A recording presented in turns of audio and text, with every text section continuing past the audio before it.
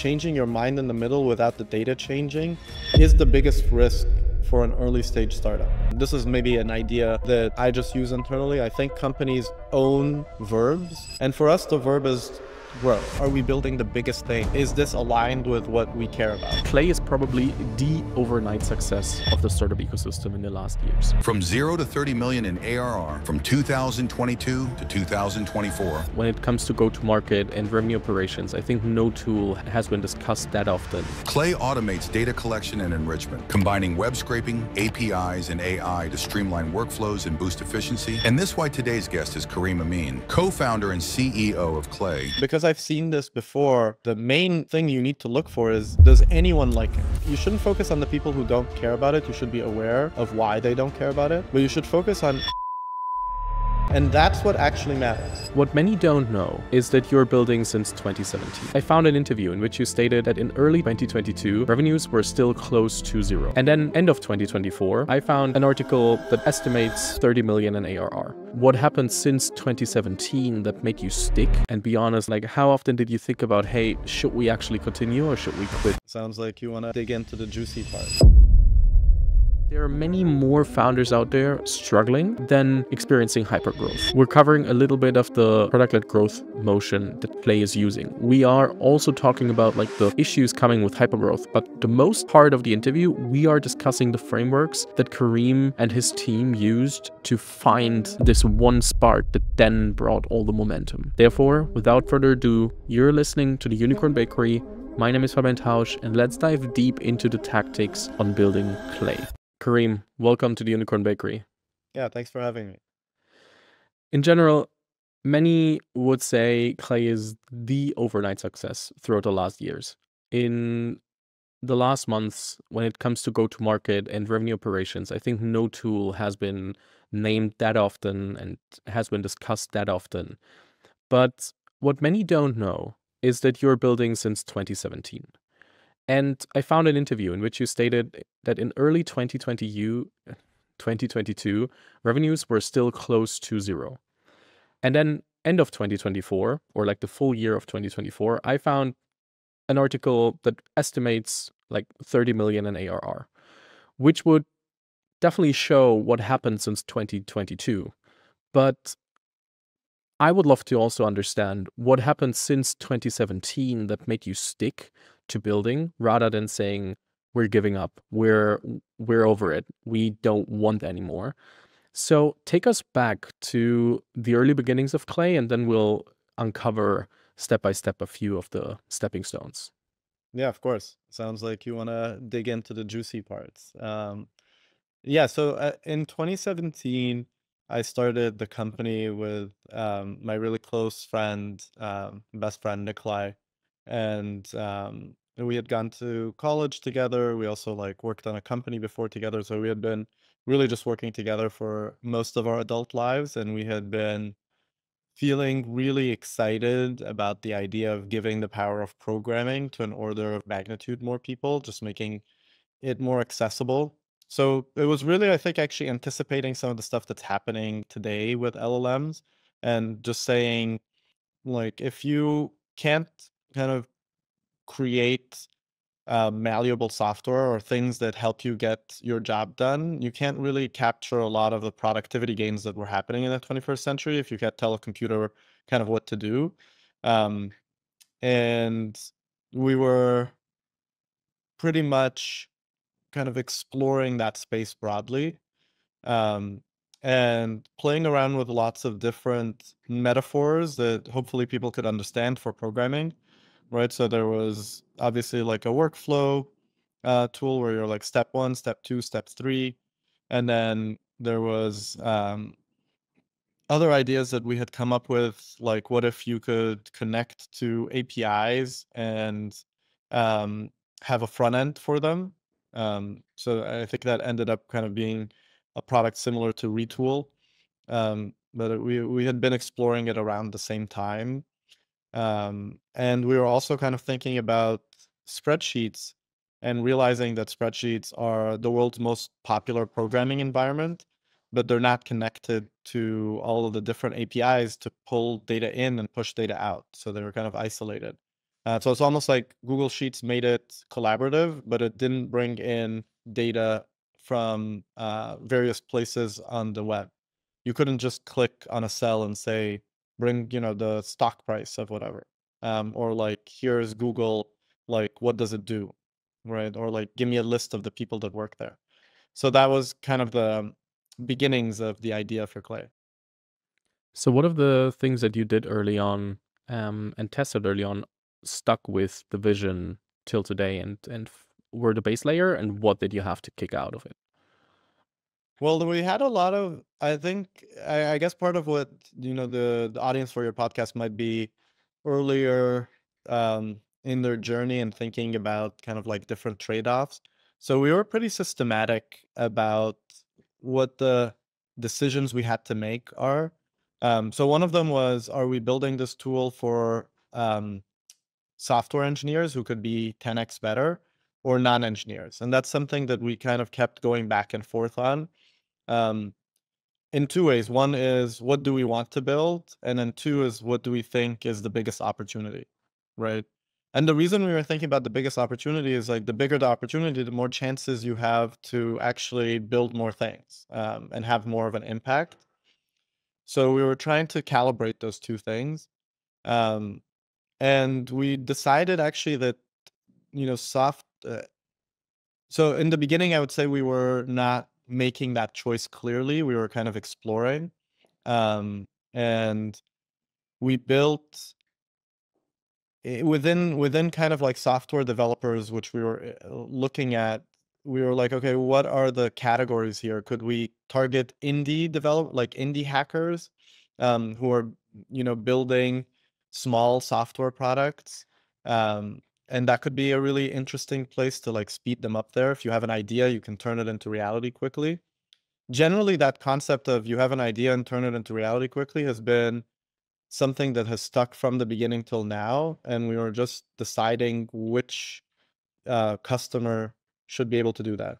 So with indie developers, the thought process that we came to was, okay, even if we help people here, they'll eventually want to move off to more customizable platforms. And so anybody that actually makes money will eventually leave, or else there'll be a small customer, and there's not enough of small customers for it to be a big enough business to sustain kind of like the ambition that we had. Um, so we ended up deciding against that. And then there was, what if we targeted front-end developers who want to build internal tools? So we realized, okay, there's the category of all software, and then there's the category of internal software, which is usually something that you want to put together quickly.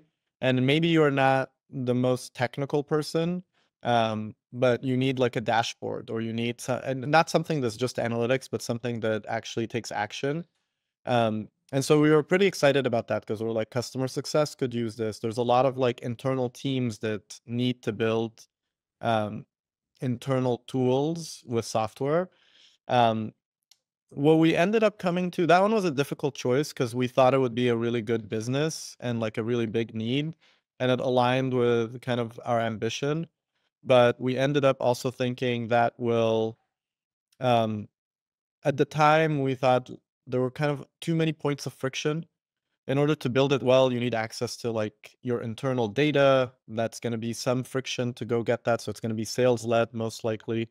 It's harder to build a PLG company if you need access to internal data as the first step. And then the second thing is, we were like, we can't probably make it easy enough for non-engineers. So we'll probably just speed up engineers. Um, and that's not, we ended up mostly through this exploration deciding, hey, we want to help non-engineers, give people more access. So that led us away from those two categories of ideas to the spreadsheet as the metaphor that makes sense. And we ended up building a no-code builder app initially. So it was like a spreadsheet, which was kind of a database. We had like a workflow view where you could do workflows. And we even had a place where you could write functions to kind of manipulate the data. So, for people who are familiar with Clay, this is quite a bit far away from where we are today. Even though it actually is the same building blocks, but it might not be recognizable to people who aren't kind of familiar with the whole story. So, when did you find the first insights to move from developers to salespeople? So it was actually my co-founder Nikolai who suggested this, and he kind of saw it from the beginning. He was like, "Oh, we could use this." I'll just walk you through our analysis, right? We're like, okay, we're working with spreadsheets, we're pulling in API. I built like a super simple version where you can pull in data from a couple of like different tools. And you could even like push data back. And when we saw it kind of like pop up in the cell, we both felt like, oh, this feels like magic, which ended up kind of being like the feeling that came across to others. But we were analyzing it and we're like, oh, if it's a spreadsheet, this is all super abstract, but I'm sharing it because I think it's helpful for other people whose brains work this way. But we were like, we could go to use financial data, numbers. That's what people do in spreadsheets. That's one thing that you could do. And there's companies like Equals that ended up doing that. Or you could go to list building, which is the other thing that people do in spreadsheets. And who's building lists? Well, it's salespeople, it's marketers, it's customer success, it's go-to-market teams. One of the things that he started doing was reaching out to people to talk about our product. And so he started doing prospecting, and was like, hey, we should really kind of like set it up to do prospecting. And quickly we decided, okay, there's outbound and then there's inbound. And there was a huge kind of conversation around like where we should start. But that was kind of how we came to it. And we came to this pretty early, but we ended up spending a lot of time, um, like I would say not deciding that this is our customer, or deciding and then kind of walking it back, which I think is a common kind of thing that happens when you're at an early stage startup. You kind of like need to figure out how to build conviction in this and why. So, you mean you left doors open widely and didn't narrow the product down enough? Yes, so we both left it widely in the product and on our marketing page. So like even just like mentally, we kind of were thinking about um, salespeople, but if someone came to us with another use case, like we had a lot of like use cases on Clay early on. Maybe it's a different type of data enrichment, or there was an e-commerce store that was sending a lot of data through Clay, and we would enrich it with a few pieces of information and send it back. So it was also not, both the customer wasn't clear and we were taking on too many use cases and trying to support them. And we had the typical thing where, this customer, for example, would send us these bursts of data. And so our system would struggle to handle it. And the question was, should we figure out how to scale this? Or is this not a core use case? Also, if you looked at our integrations, we had so many different types of integrations, right? They weren't all for data enrichment. So you could pull in product usage data, or you could pull in data from Stripe. Um, it wasn't, and I think that's totally fine as you grow. You just need to kind of order it correctly and decrease the surface area so that you don't have as many bugs. At the time, we struggled with having a lot of bugs, and a big conversation we were having internally is, do we need to up our engineering skill, or is it because we have a very large surface area that there are bugs? Probably a mixture of both. So, your recommendation would be, especially in the early stages, you'd start with a very, very, very focused approach, and then you still have everything that you have in your head as a founder, how the product could evolve. Once you gain traction, you can still think about implementing things that are that you would build in a broader product because you're trying to leave open doors. You can then think, hey, is this a use case that we can now implement once we have the tractions, once we know what our ICP, in this case, go to market and outbound salespeople need? Right. I think that like, to make it super concrete, I would um I think that there are many, many different approaches, and you just have to know which approach you're on and be consistent and have that be aligned with what you're trying to achieve, right? So, like, let's fast forward to 2022, right? So like which elements we kept and which elements we dropped. So first you have to have conviction on what you're building and why. And that doesn't need to be upfront. It could be a back and forth process of, you're seeing what customers want, what do you care about, and finding the mixture. So for us, we're a creative tool, right? So what creative means is that it's super flexible, it's open-ended. And so we kept that part. But then we narrowed it down for go-to-market teams to grow their business, right? So our mission is to help um, the companies grow by turning any idea that they have into reality. So we kept that part.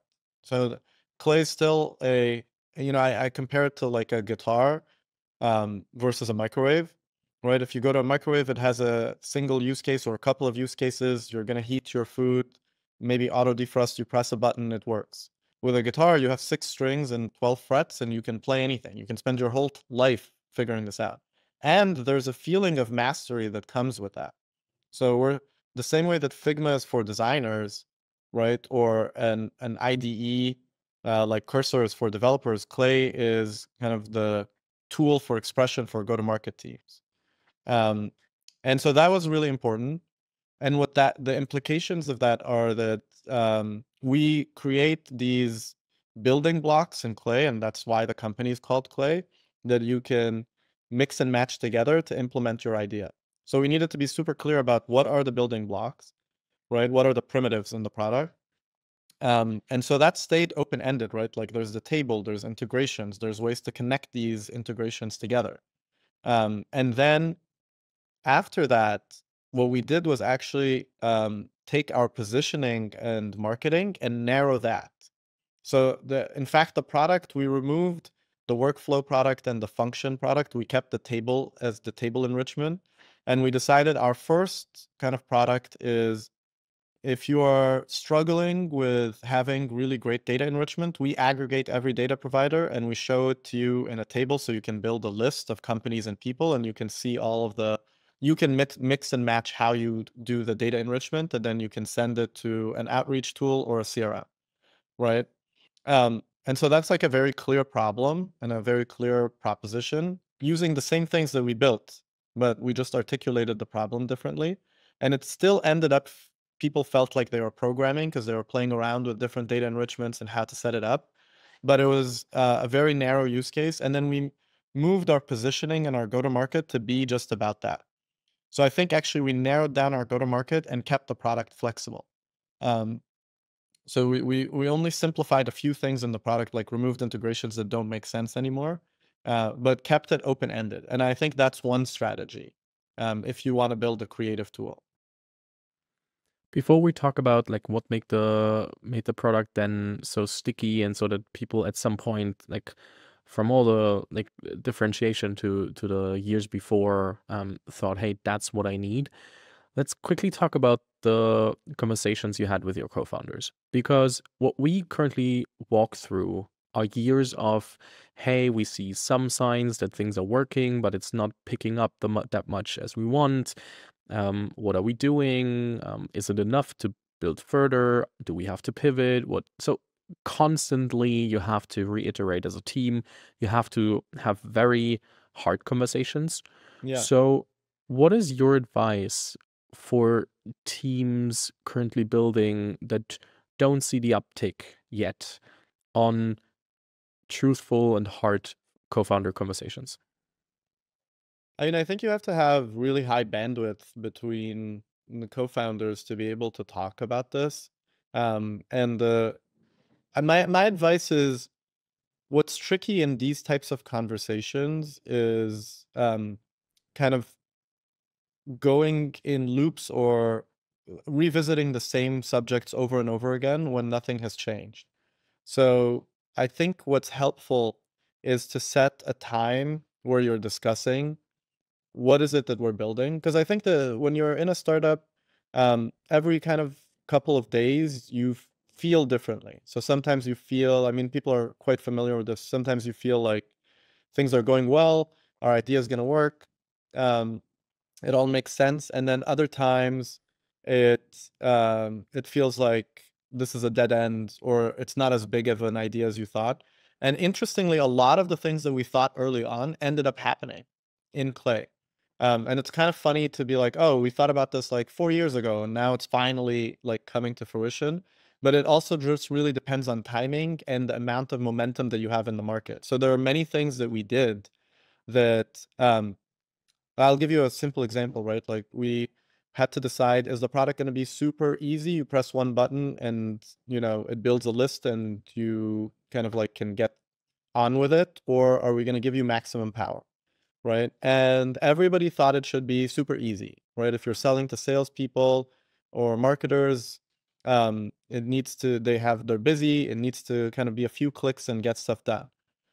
We actually ended up going the opposite direction, right? Where it's super flexible and super powerful, and we give it to kind of the people who are ready to push the boundaries on how to do these tactics. And that's both a differentiation, and it helps them figure out how to grow and how to do growth. And it ended up being actually what's necessary, because a lot of things here, the last 20% are super finicky, and if you don't do it right, it doesn't work, right? Um, so that kind of decision, um, when you're chatting with let's say your team about it, you just have to be really clear about which one of these are you gonna try first, what you believe about it, and then why do you believe that's different. We ended up seeing that ended up working. The other version could have also worked, by the way. You know, there are products that are super simple and or maybe not even the word simple, but they're super targeted on one use case and it works. You just need to know which one you're doing and why you believe that's the biggest one. So once you decide that, my suggestion is you commit to a time frame where you're going to test it out and really give it a chance. And do not change your mind in the middle. I actually think changing your mind in the middle without the data changing is the biggest risk for an early stage startup. And even right now, when I work with our engineering teams, they might ship a feature and be really depressed that no one's using it. But because I've seen this before, I would say the main thing you need to look for is, does anyone like it? Right? So you might ship something, maybe 10 people start using it. And so we need to focus on those 10 people. So you shouldn't focus on the people who don't care about it. You should be aware of why they don't care about it. But you should focus on, does anyone like it? If 0 people like it, you should try something else. If there's a couple of people that like it, you should focus in on them and say, why do you like it? What is actually useful here for you? Is it the same thing that we believed it is, or maybe something else? And then what else do you want? And then build momentum with them. And very soon, so we've had features that we've launched, looks like a flop, right? But then we hone in on the people who thought it was interesting or who used it. We improve it really quickly. We only work with those people, and then suddenly it becomes more useful to a broader set of people.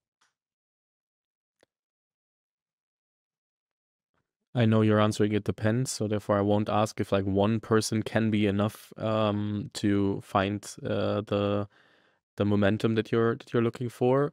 I'd rather ask, how are you approaching the launch of new features now? Are you giving them out and just like unlocking them and saying, hey, let's just see who clicks on that? Or are you saying, hey, statistically, we need like a subset of, like when you say you have north than 100,000 users, are you only rolling it out to 1,000 and see how many of these are using them? How are you approaching that today, and how are you deciding that?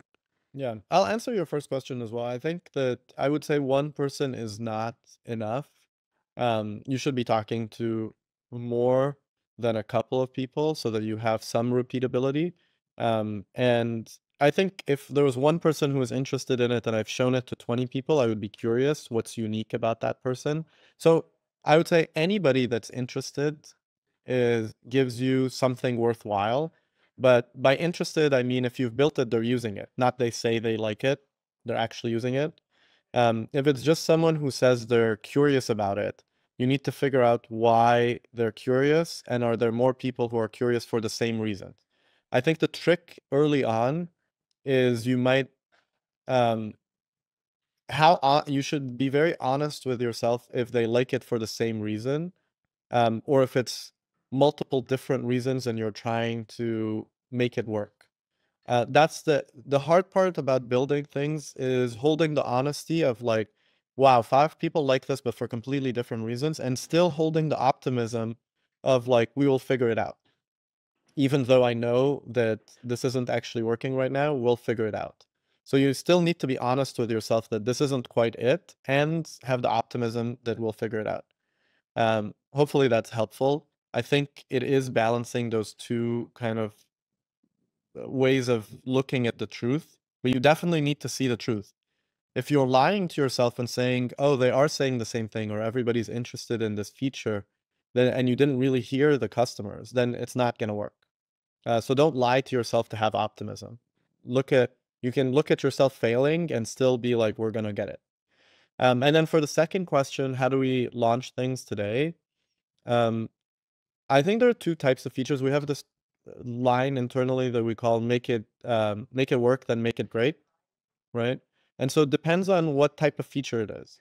So if it's a make it work feature, that means that either some customer, we have a lot of, our Slack channel has 20,000 people. So we have a lot of feedback. We have a lot of customers using it. So we get a lot of information about what people need. And if you are just unlocking something for a customer, then we unlock it and we put it out. And unlike, if you're building SpaceX, you can't have a mistake, otherwise the thing blows up, right? Whereas with go-to-market experimentation, creative software, we can launch things. If it doesn't work, there's no problem, right? We can fix it quickly. So we tend to launch things that customers ask for directly to customers and then iterate quickly. If it's a make it great feature, then either that's already something that we have and we're trying to streamline it or take it to the next level. And in that case, we take our time designing it, building it, and we roll it out to so we have like an experimentation system set up. We roll it out to 10, 50%, 25, 50%, and to 100. Anything that has a lot of impact on customers, we roll out slowly or progressively. That makes a lot of sense. So, still not over the lower end of the journey, like Yeah. the starting point. How often, and be honest, as you can, like how often did you think about, hey, should we actually continue, or should we quit and do something completely new, or should I go back to a product lead or VP Yeah, product or anything? all the time. But I think that I don't think that like in the first couple of years, like let's say 3 years, that ever occurred to me. Um,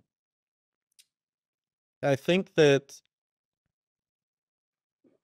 the thought that came was are we the thoughts that had like, I think this is really specific to the co-founding team, right? Like what is your loop, and I think with different configurations of people, it turns to different things. Like for us, it was very much like, are we building the biggest thing? And then is this aligned with what we care about? Those were kind of our questions that kept coming up. I think we really believed that we were going to build something meaningful and something good because we believed in ourselves. And also because we wanted to. Like we really felt that we had the capability and the desire to do it. But it was more like, are we building a thing? Like, is this still aligned with our vision of giving the power of programming or not? Right? And does that matter? So that kind of came up a lot. And then the other one, so, as soon as we started thinking about go to market, we're like, well, we're not sales or marketers. So why should we be in this space? Right? Like, what do we know about it that other people don't? So it was partially convincing ourselves that what we had here was something valuable to add. And eventually we came to that because we're like, oh, we played around with existing tools. We tried to do prospecting and we're like, this is not how we would have designed it. Right. So we do have an insight here. And then we eventually needed to come to care about it by saying, oh, it is about giving this creative ability to a whole group of people that have all of these ideas of how to grow the company, but can't execute it. right? So once those two things aligned, it became easier to build. And then there's the second part is like, is this the biggest idea that we could do?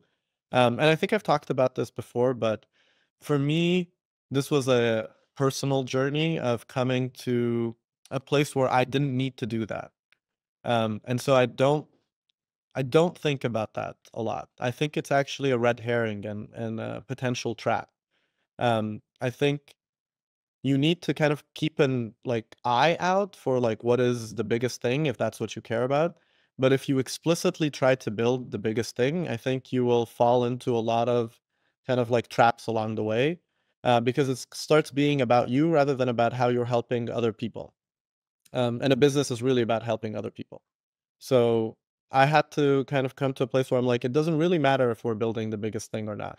Uh, like we're building a creative tool to help go-to-market people turn their ideas into reality, and that's what we care about, right? And I can, because you can always.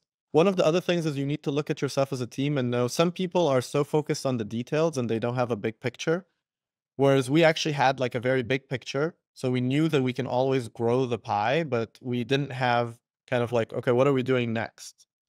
Um, so I knew that what we needed to do was to focus. Some other people need to broaden, right? Again, that's why the advice needs to actually be specific to what is your current, um, yeah, what do you need in the specific moment? And what we needed is to not pay attention to what is the biggest market, or analysis around that, because I knew that you could always add something that's adjacent. This is a huge space, and this is something, a way to figure out if something is big or not, instead of doing market analysis, which is possible, but is not my favorite tool, is to really think about like, what is something fundamental that doesn't change, right? If you're in capitalism, businesses have to grow and they have to figure out ways to grow. They're trying out all these different ideas of how to grow their company. They need to be able to try out these ideas quickly and see which ones work and which ones don't. And if we are the tool to help them do that, that's obviously going to be a huge, um, lift, right? And you will be able to capture a lot of value if you did that and provide a lot of value. So we knew it was going to be big. So then you have to kind of drop the need for it to be big immediately or quickly and just focus on building momentum. And I think that's actually the main thing in a company. Everybody talks about it, but the practical reality of building momentum, which means find some customers, that are similar, and then figure out which groups they're in, how to find more like them, make sure that the messaging is the same. And then once you get these customers, you should be able to get more engineers, or, you could build your team around this because you have a clear need. And by the way, teams work much more efficiently when they can see that they're serving someone.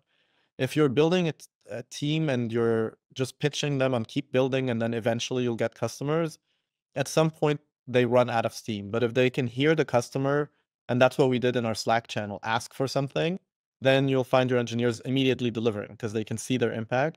And then you can use that to raise money if that's what you want to do, and then keep the loop going. And that's actually what leads you to something big. Take me back to the moment when you and the team for the first time had the feeling like, whoa, we now have the momentum that we were looking for years. So when we launched the product on Product Hunt in February 2022, we actually, it was kind of a fun story because we were at our office and we were preparing for it.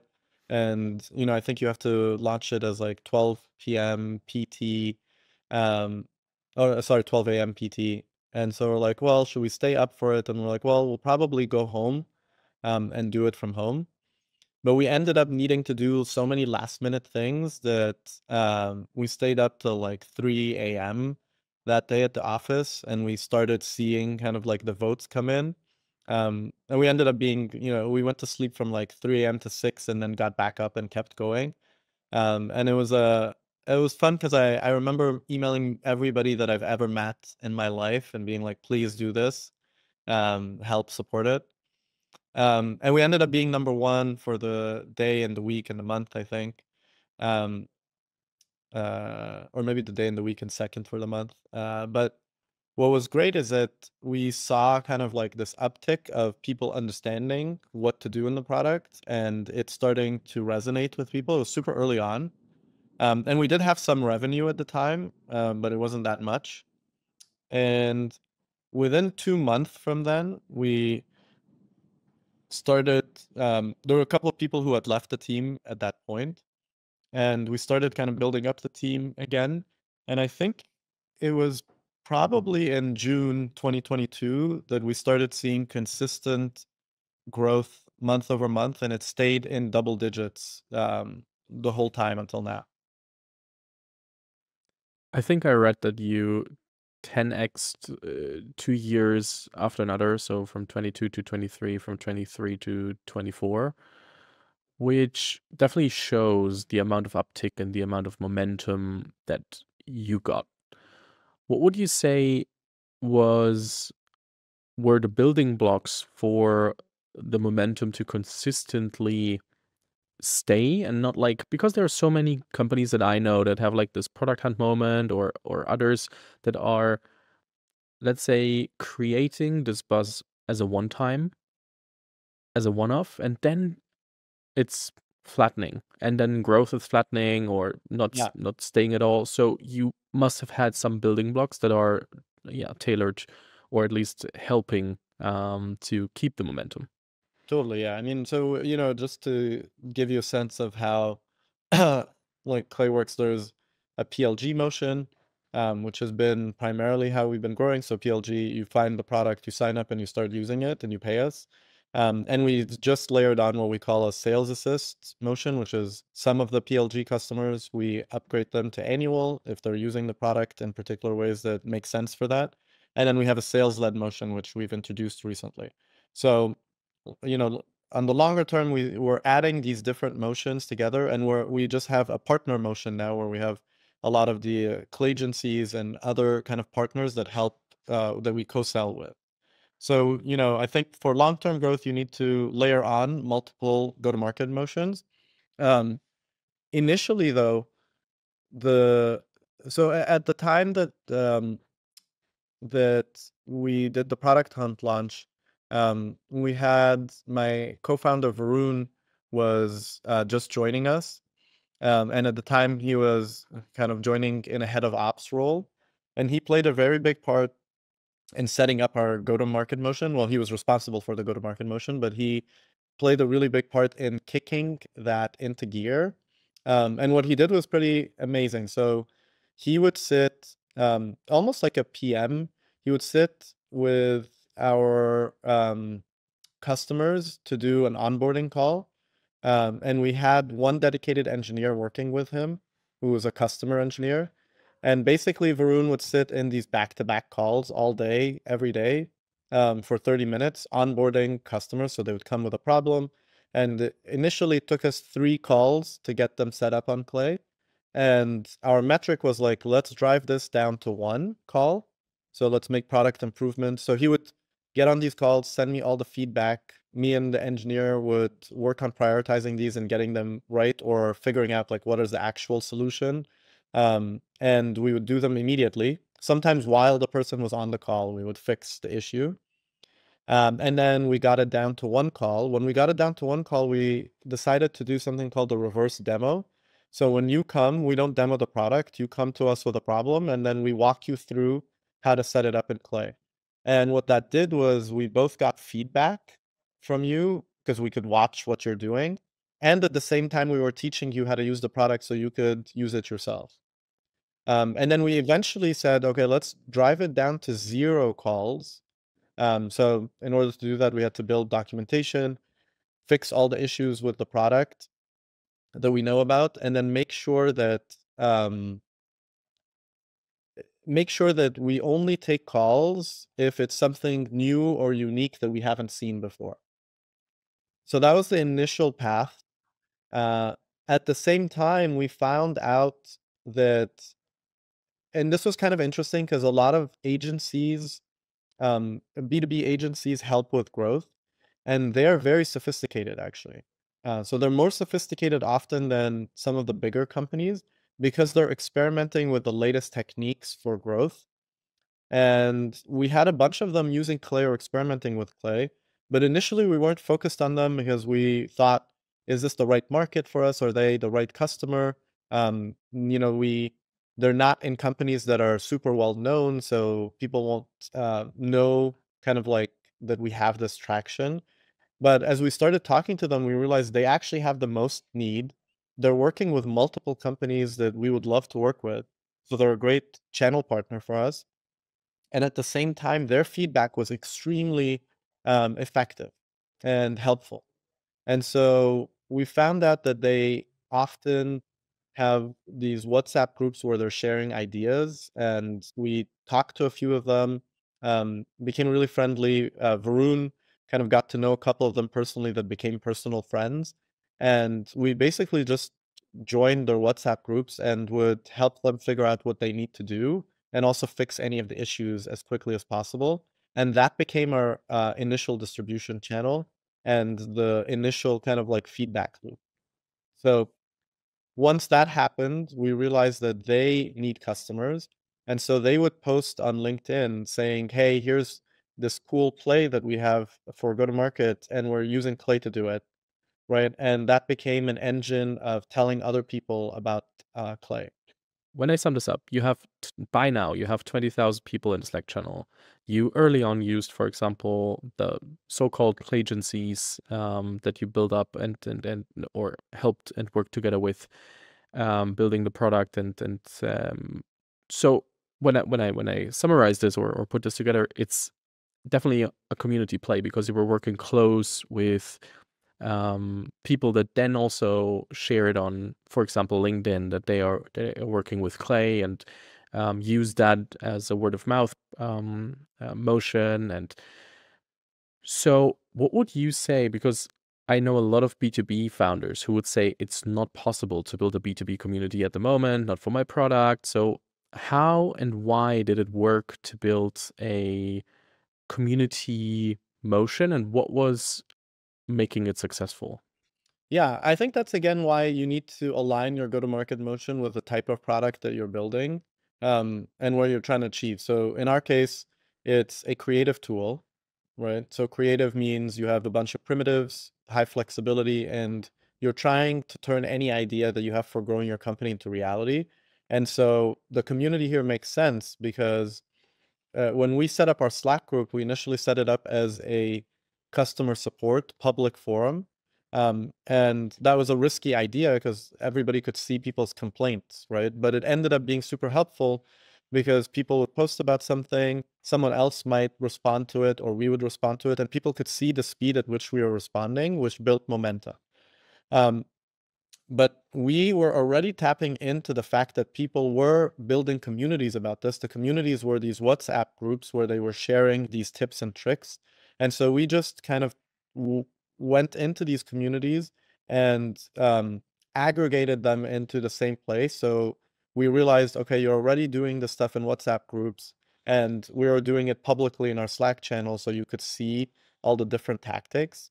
And because our product was super open-ended, it actually made sense to, and it ended up always there's like a latest tactic, or there's like a way to do something that's a little bit more complex. You could get help from others, and then the others would get credit and cachet for helping you, whether it's personal or like broadly, people start to get known, to be like, oh, this is the person you ask about things, and then they would get hired, right? So, one of the early people that we worked with was Eric Nowoslawski, and part of what he was doing was he was sharing his tactics and techniques because then one, he wanted to help people, but two, he would get well known as the person who knows the most about this, and then people would hire his agency. I think that's super interesting because when I think and spin this further, like everyone coming to me saying, hey, it's not possible for me, I would say think about the ICP that you have. And it doesn't always have to be a Slack community, but building community can be hosting a dinner for the CFOs or the head of FP&A or the different kind of ICPs you have, and bring them together at some certain points, spark conversations, probably create content around that. Of course, it feels more obvious in quotation marks to do that for go-to-market, but there are so many different needs out there that if you know very specifically, and that's what we discussed in the first half of this podcast, is like saying no to a lot of things to find the thing that you want to commit to. If you know what you commit to, it's easier to also think, hey, these are the people that we want and need to bring together to then spark the conversation and become more of a household brand in that space. Is that something that starts from one day to another? Definitely not. Yeah, and you want to know, like, for us, we our kind of like this is maybe an idea that I just use internally. I think companies own verbs, right? So maybe Google owns search or organize, right? Uber owns to move. And if you use that kind of concept, you could say, okay, Uber, um, there's a person moves another person to another place, but then you can, instead of move a person, move a package, right? Instead of a person moving it, it could be autonomous. So you can come up with all these different ideas around the verb. And for us, the verb is grow, right? And we think about it as not just grow, like help grow companies, but help grow people. So sometimes the thing that's blocking the company's growth is personal growth. And so that's what we focus on in our community. We're trying to help people grow authentically, right? So both grow in their job or just grow as human beings. And so if you're setting up kind of an event and it's about personal growth, and people then care about your company and your product because they know a lot of people that use Clay are getting promoted because of the impact that they're having. And that's what actually matters. And that's what matters to us, and that's what matters to them. There are so many ways to continue, but the one question that I have in mind for a while already is, what is the major shift that we are currently experiencing in the whole world of go-to-market that Clay is definitely on the one hand driving and on the other hand riding the wave at the same time? Yeah, I'll just steal your comment right now. There's many ways to answer this.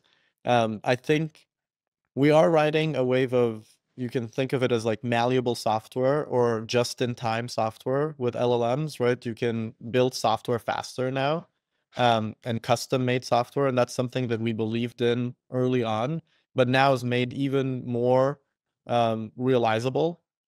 And so I think what Clay does is it allows you to express like an idea really quickly into software. Um, and it is much, much, much more customizable, and it's much easier to customize this. And I think in the go-to-market space, the more it's all about being unique and getting people's attention. And the way to do that is to target the right people at the right time and say the right thing. That's always been the case, but the techniques to do that are becoming increasingly more complex because you have a lot of data that's available, and Clay allows you to work with that quickly and easily, right? So another way to say this and to look at the market is there's co-pilots and things that help, let's say, sellers or marketers or frontline people do their job more efficiently. So there's tools doing that. Then there's the opposite end of that. There's like all these tools that call themselves digital workers and are trying to replace the person fully, and just say, okay, well, AI will do the whole thing. And then I think we're riding a wave where we're saying there's a third way, which is you move the jobs to be done to a more technical person, like a GTM engineer or a RevOps person, and they can enable the frontline people by trying out all of these creative ideas really quickly using AI. And I think we're riding the wave of this emergence of this more or it's almost like a reformulation of this more technical person being very central because they can use tools like Clay and AI to enable a whole team and both decrease the number of people that are needed to do something and do more things and upskill. So now if you're an SDR, you can either spend all of your time talking to customers or you can upskill yourself and become one of these GTM engineers. How will this change the setup of GTM teams? I think that you will find that that you will consolidate more of the tasks into one person. So instead of having maybe an SDR, an AE, and the sales engineer, we've kind of combined all of those roles into GTME, right? So I think you upskill people and then they're able to do a couple of different tasks, which I think is both more interesting and more powerful, right? And I think the way that the teams are structured would be that there's always going to be you can look across all of go-to-market, so it's less siloed, sales, marketing, customer success. You should be looking at all of your efforts across these as GTM. And then I think there's a GTM ops team, almost like a systems team that's looking at, hey, do we have all the data from all the different places, third-party data and first-party data, to make the best go-to-market kind of campaigns? And then that team is enabling the go-to-market team to implement their ideas, and the go-to-market team is passing ideas back to the ops team, who then implements them and tells them if it worked or not. So I think you really need this GTM ops and systems team. How are you building your own go-to-market team then? It's very much exactly how I described this. So we have go-to-market engineers who are playing the role of salesperson and sales engineer. And then we have a go-to-market ops team that is basically taking the best tactics and using and implementing them really quickly in Clay. And what's that the cool thing that's allowed us to do is we almost don't have anybody entering any information into CRMs manually. Everything is automated, but also the team is able to be way more creative because they're being supported by all of the ops kind of roles in automating a lot of, like, how do you prepare for a meeting? Who have we reached out to? Getting the information from our own internal systems about who this customer is really, really quickly, as well as our outreach. We're sending a lot more outreach through Clay, and having it be very, very accurate to the person's needs. So knowing that Clay is definitely a substantial part of your own go-to-market, but probably not the only one, because Clay is not delivering every solution to every problem. What are the tools that you are the most excited about when we look at the go-to-market stack? And we don't have to talk about like all tools. I think there is no time for that. But like at least like 1, 2 more that you think could deliver a lot of value to founders listening. Yeah. So I think, just to add to your first comment, we do use Clay internally for most things, and then there are a bunch of features that we haven't released that we build internally first. So we build, some of the things to power ourselves, and once they work, we ship them. So we tend to kind of build versus buy, obviously, for go-to-market tools. The things that I'm excited about are, well, one of our customers, Intercom, their tool, Fin, has been very, very helpful on the customer success side, on helping us basically answer a lot of, like, questions that our support team would know how to answer quickly, but would be very repetitive, and so that they can focus on the kind of like more complex questions that are interesting. And then the second thing is that it's a really good place for the product team to hear what are the problems, right? Like, what are the constant questions and things that keep coming up, and for me as a CEO to be able to kind of quickly dig into categories and then see the actual things people are saying has been super helpful. Super interesting. I'll link to Finn in the show notes, as well as to Clay, obviously, but still, just adding that to it. When we quickly have to talk about hypergrowth. Like, to be honest, it's definitely one of the things that everyone would describe Clay as a company and organization with. What would you say, even when some founders that are in the more kind of in the situation that you were for 5 years, and could describe it as a more of a luxury problem to have like the hypergrowth and all the problems that come with it? What would you say is the hardest part about hypergrowth and scaling? I think the hardest thing is the organizational design and kind of figuring out how to, like, revisit that. What is the optimum kind of times where you change the structure of the org versus keep it as is, even if some things are not quite aligned, right? Because as the team grows, internal comms becomes super important, right? So how do you communicate the vision and the strategy and why the team is organized in this particular way for the moment? And because things are changing so quickly, you have to, the way to do that, I think, is to make sure that you have people who are super flexible and emotionally mature, right? So, we went from 25 to 100 people in 1 year, and then, we went from like 100 to probably 135 from the beginning of the year. So the trick to doing that is to make sure that your people talk about culture a lot, but how do you make that more concrete, right? So we've built an operating principles document like many other companies, but just being super clear about what your operating principles are, um, so that you the company needs to have a sense of how it's operating and not be whiplashed. So if you're a super flexible company, don't suddenly turn into a super disciplined company. Or a very rule-abiding company. If you do that kind of thing, that's the kind of thing that confuses people as you're growing. You need to have some consistency because there's already so much change. You need to decide what are the things that stay the same and which things are flexible and change.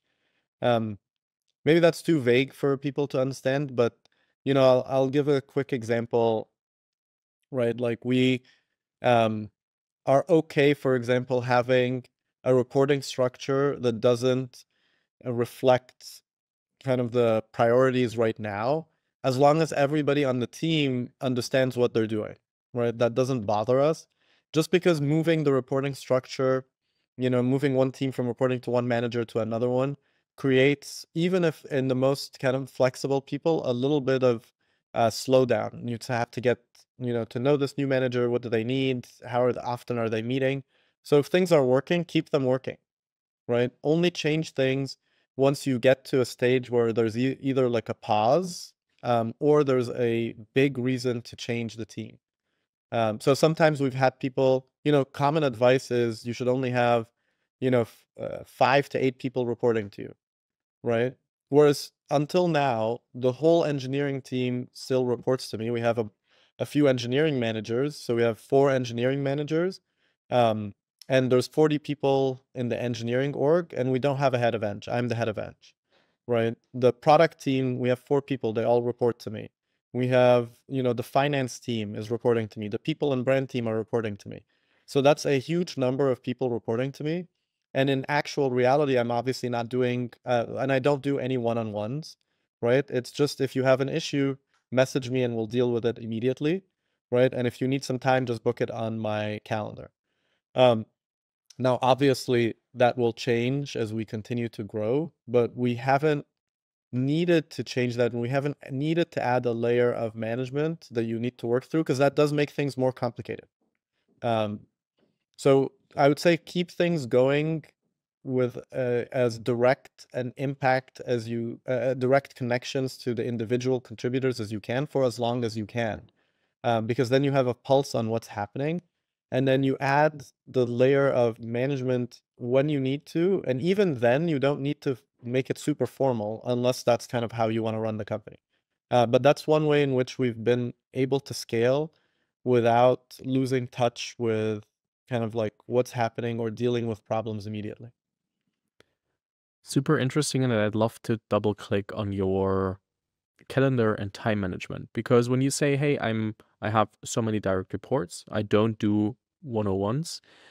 Of course, sometimes there are things like podcast recordings like this one, but besides that, when you say, hey, message me and we'll deal with it immediately meaning as soon as you see the message, this sounds like you have a very flexible calendar and try to minimize meetings and try to be like when we look at Paul Graham's makers versus managers schedule, I'd suggest you have a maker schedule, trying to block as much time as freely as possible so that you can focus on the things that you want to. As in my opinion, most founders quickly in scaling companies tend towards the manager schedule. Yeah. Well, I think that So like, one of the harder parts for me was kind of letting go of like, I wrote a lot of the initial code and, built a bunch of the product. So like letting go of doing that on a daily basis. Um, and I think the, s- so just to be clear, I think you should figure out the management style that works for you very specifically. And I think the thing that's underlying that is that you need to stay in touch with the company's pulse. And the best way I think to do that is to stay in touch with the ICs and what is actually happening. Um, and so I have like a couple of tactics to do that instead of one-on-ones, right? I keep my calendar reasonably open.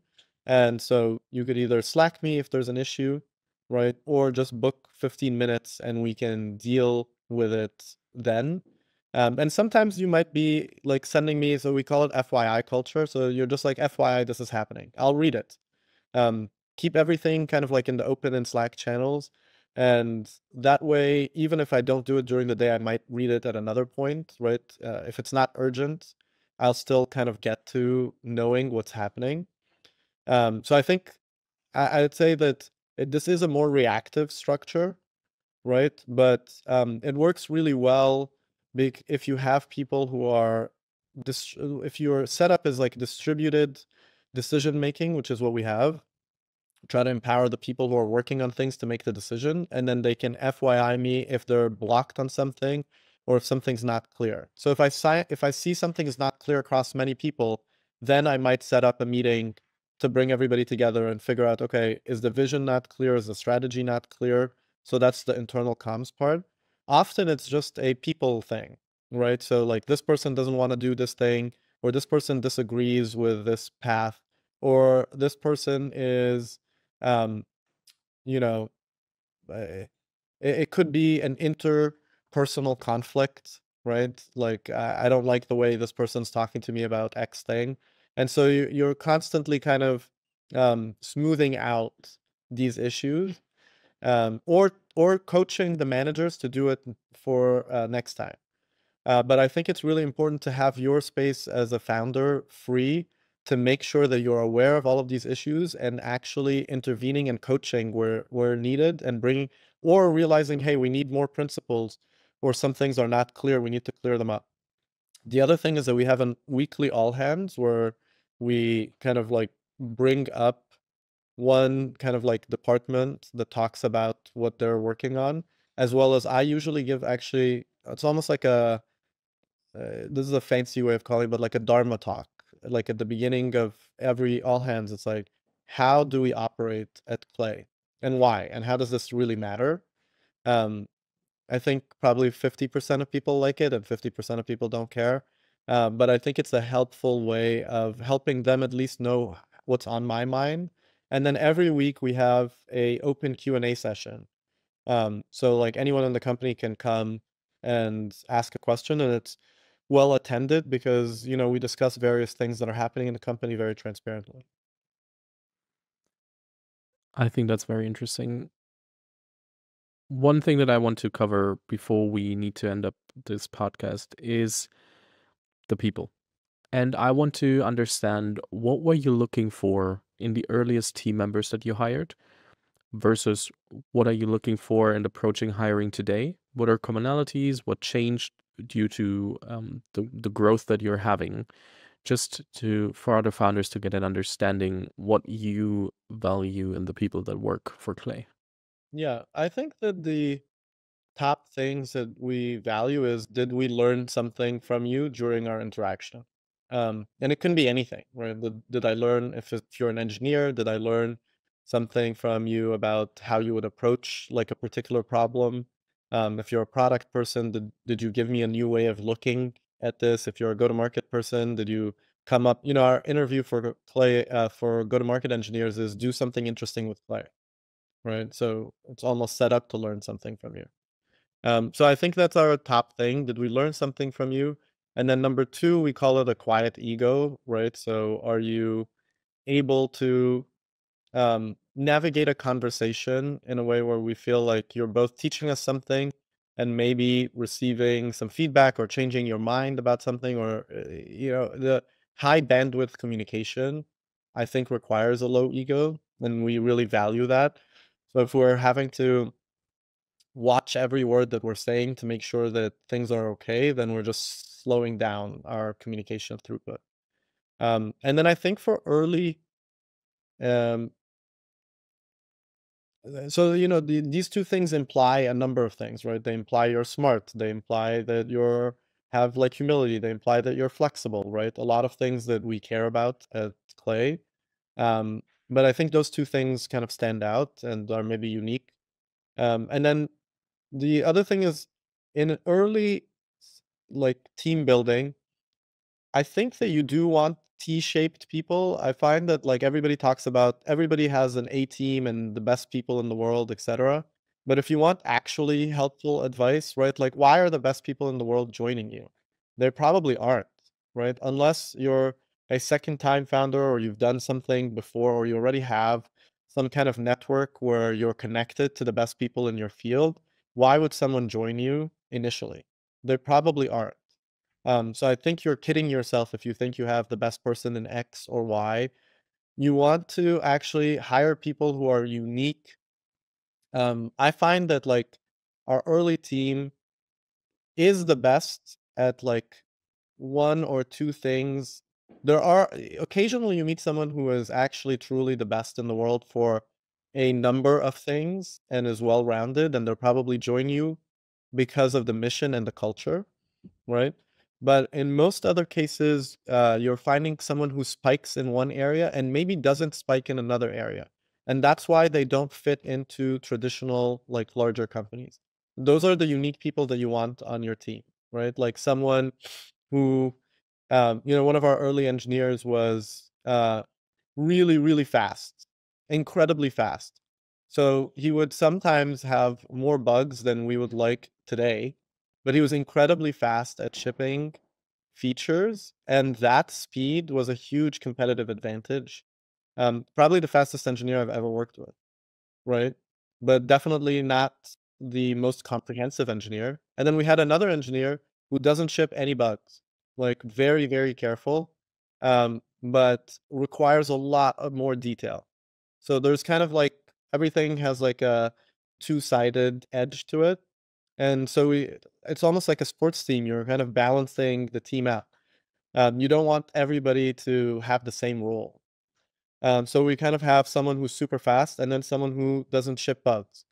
And if you manage that correctly, you end up having the best of both worlds. And then one thing that I can't let you go without, to back to a topic that we discussed briefly only, sadly, but too many things to talk about. What would you say is the hardest part about building a product-led growth slash PLG motion? So that quick explanation again for everyone who probably hears this the first time. This means I can go to the Clay website, start an account myself and do everything, and then buy the product if I want to use it further, and not like talking to the team and then having a sales process before I can use it. I think the hardest thing about that is that it takes a long time to um, find the right kind of flywheel to drive that motion, right? So in our case, it's agencies who are, or like where we started it was agencies who wanted to find business for themselves and found Clay to be super helpful for them, and they were talking about it and posting about it and telling their friends, and then more people hearing about that and trying Clay, right? So you needed to experiment quite a bit and to have a thesis that makes sense around that. And then you need to be very, very fast at fixing all of the little paper cuts, because it can be, there were so many. It was kind of interesting because in the beginning, every time we removed a little roadblock from, the path of like getting started on Clay or paying, we would see huge jumps in the number of people that were using it. So even seemingly small things that we'd be like, well, if someone really wants it, they'll get over this. They don't. They just drop off. And so you have to be very careful that you make the path of success like clear.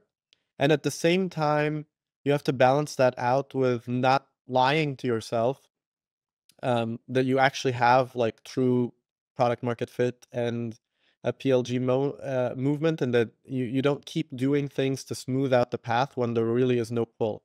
So really it is an art to know, oh, this is the pull, right? People are coming to the product and they really want to use it despite the hurdles. And then you start to remove the hurdles, and then you see, as you remove a hurdle, you see a big jump, right? So having the patience for that, and then having the ability to hold on to the belief that it will work, even though it's taking time. And then at the same time, being super honest with yourself about what isn't working and why you need to fix it. So holding all of these things that are conflicting together is very challenging, right? And I think what's helpful there is if you have clarity around why you believe it's going to work, and then managing your emotions so that you don't freak out when it doesn't work, and that you also don't change your mind too often while you're running an experiment, right? You need to like have the patience to wait to see, does it pan out or not? And if it doesn't pan out, make the change, wait again. So I do think it's actually a big part of it is a form of patience and being able to handle failing, especially failing like publicly, and not having like shame about that. I would love to ask follow-up questions, but I need to hold myself short. For everyone who hasn't tested Clay yet, quick opportunity for you. What would be the easiest use case that can give me a wow moment when I now click on a link in the show notes and say, I'll test Clay for the first time? You should go to clay.com. You can enter, for example, a bunch of companies that you're interested in, and then you can use our Use AI integration to ask any question about the company. So you can say something like, does it have SOC 2 compliance, which is a type of security compliance? You can ask, what technologies does it use, and how much do they spend on some of these technologies? And we'll go out and figure out how to get you that info. Cool. Kareem, lots of things that we covered today. Thank you so much for sharing all these thoughts, experiences, learnings. It's been such a pleasure. I can imagine I'll write to you at some point with a different idea on a different topic to double click on. But for now, for today, we will call it a day, and I'll link to your LinkedIn, but also to Clay in the show notes. Thank you so much. It's been such a pleasure. Yeah, I really appreciate the time, and hopefully this was helpful. It definitely was. Thank you. Thank you. I hope you enjoyed this episode with Kareem from Clay and giving insights into the journey of the struggling part and the struggling phase of 5 years before there is the uptick, before there is the momentum. So, as I can imagine, that it's way more people listening right now that are struggling too than having like everything working perfectly fine. I hear you, we hear you, all the founders hear you. So, therefore, thanks for listening and staying till the end. But also, if you found this episode helpful, please share it with a friend. I can imagine that somebody needs to hear the Clay story to say, hey, I'm sticking to this project and I want to continue. So please share it with a friend or share it on socials if you really enjoyed. We can also share you and send you some video snippets in high edit quality. You can just email us at fabian@unicornbakery.de. And if you haven't already, feel free to subscribe to the podcast on YouTube, Spotify, or Apple Podcast so that you don't miss any upcoming episodes with like the former CRO of Cloudflare who built Cloudflare into a $1 billion ARR engine, Steli FD from Close.com, another episode with Mark from Strava, and many, many more. So you would miss a lot if you don't follow to the Unicorn Bakery now. Thanks for listening. It's been such a pleasure, and see you next week.